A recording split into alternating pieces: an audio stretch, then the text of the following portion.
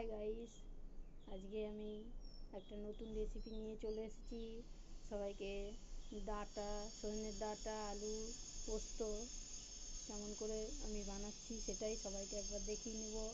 আজকে ওয়েদারটা খুব খারাপ, আমাদের এখানে বৃষ্টি হচ্ছে স্যাঁতস্যাঁতা। বাইরে এই যে এখন একটু পরিষ্কার হয়েছে, বাইরেটা একবার দেখিয়ে দিচ্ছি। এই যে বাইরে স্যাঁতস্যাঁতা পরিবেশ। সজনের ডাঁটা কেটে রেখেছি। এই যে আলু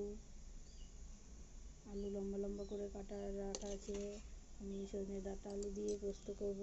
এই যে আমার এই যে পোস্ত রেখে দিয়েছি শিলে, আমি বেটে নেব পোস্তটা। এর মধ্যে আমি তো 4টে কাঁচা লঙ্কা আর এই যে পেঁয়াজটা কুচি করে রেখেছি, পোস্তর সাথে পেঁয়াজ কুচি দিয়ে বেটে নেব পোস্তটা ভালো করে। এই যে পোস্ত রাখা আছে, পোস্ত দিয়ে পেঁয়াজ কুচিটা আমি ভালো করে বেটে নেব। তারপরে কিভাবে বানাবো সেটাই আমি একবার তোমাদেরকে সবাইকে দেখিয়ে নেব। এই যে পোস্তটা বাটছি, আর একবার বাটবো। হয়ে এসছে আমার পোস্তটা, দেখিয়ে নিলাম। তো বন্ধুরা, এই যে আমার পোস্ত বাটা রেডি। পোস্ত, পেঁয়াজ আর লঙ্কা একসঙ্গে বেটে ফেলেছি। এই যে রেডি আমার। কড়াই তেল গরম হয়ে গেছে। এবার আমি তেল দিয়ে দেবো কড়াইয়ে। কড়াই গরম হয়ে গেছে, কড়াইয়ে তেল দিচ্ছি। তেলটা দিয়ে নিই, অল্প তেল দিব, খুব বেশি দেবো না। পোস্ততে খুব বেশি তেল লাগে না। পোস্তটা তেলটা গরম হলে আমি একটু আলুটা ভেজে নিব, ব্যাস। আর দেবো না তেল। তেলটা গরম হলে আমি আলুটা ছেড়ে দেবো তেলের উপরে।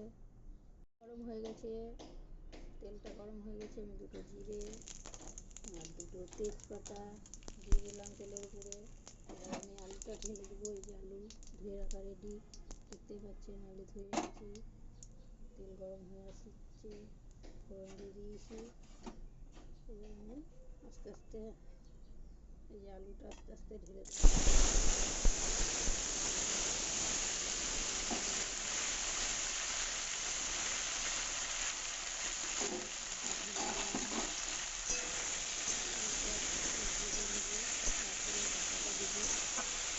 আলুটা একটু ভাজা না হলে কাঁচা আলুটা ভালো লাগবে না, তাই একটু আলুটা লাল হয়ে আসলে আমি ডাঁটাটা দিয়ে পোস্তটা দেবো। পোস্ততে বেশি মশলা দিতে হয় না। আলুটা দেখতে পাচ্ছেন, আলুটা দিয়ে দিয়েছি। এই যে আলুটা লাল লাল হয়ে ভাজা হলে তখন আমি ডাঁটাটা দিয়ে দেবো। আলুটা বেশ ভাজা হয়ে এসছে। এবার আমি এতে ডাঁটাগুলো দিয়ে দেবো। ডাঁটাগুলো দিয়ে একটু নাড়বো, মিশিয়ে নেবো আলুটার সঙ্গে ডাঁটাটা। তারপরে আমি পোস্তটা এবার ঢেলে দেবো।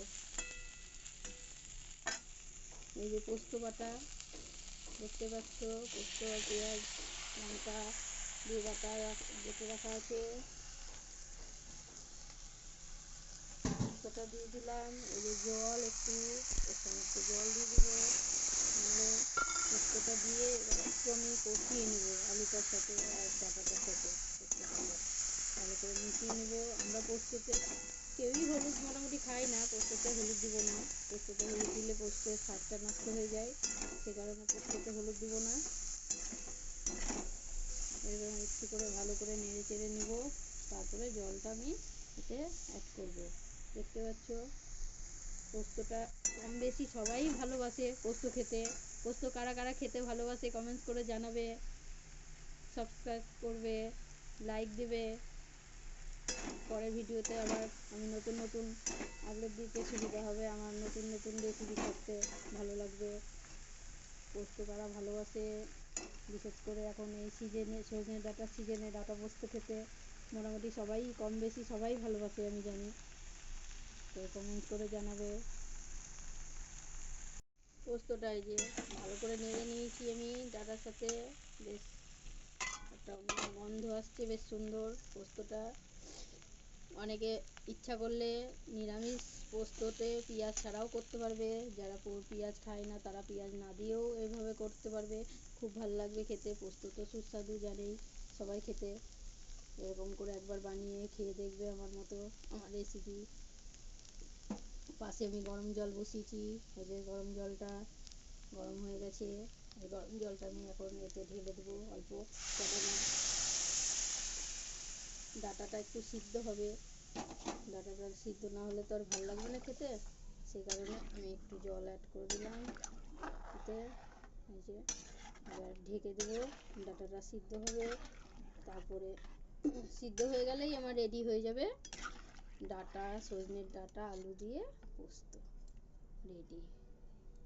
এতে কোনো ঝামেলা নাই, খুব শর্টকাট, খুব তাড়াতাড়ি হয়ে যায়, এভাবে বানিয়ে খাবে। পোস্তটা বেটে নিলেই ব্যাস রেডি হয়ে যাবে, এতে কোনো অত মশলাও দিতে হয় না, অত কিছু লাগে না পোস্ত। এই যে আমি ঢেকে দিচ্ছি, ঢেকে দিলাম, একটু পরে সিদ্ধ হয়ে গেলেই নামিয়ে দেবো। এই যে আমার পোস্তটা রেডি হয়ে এসছে, দেখতেই পাচ্ছেন টেনে গেছে। এই যে ডাঁটাও সিদ্ধ হয়ে গেছে, দেখাই যাচ্ছে, যে খুন্তি দিয়ে টিপছি, সিদ্ধ হয়ে গেছে, আলু সিদ্ধ হয়ে গেছে, আমার রেডি পোস্ত। এই যে সবাই এইভাবে, বন্ধুরা সবাই এইভাবে বানিয়ে খাবে ডাঁটা আলু পোস্ত। এই যে রেডি হয়ে গেছে, আর টানাবো না, এটা আমার জল, আলুতে জলটা টেনে যাবে একটু, যেগুলো আছে একদম শুকিয়ে যাবে। আমার রেডি পোস্ত রেডি। তো তা বন্ধুরা, এই রেসিপি আমার এখানেই শেষ। টাটা বাই বাই, পরের ভিডিওয়ে আবার দেখা হবে।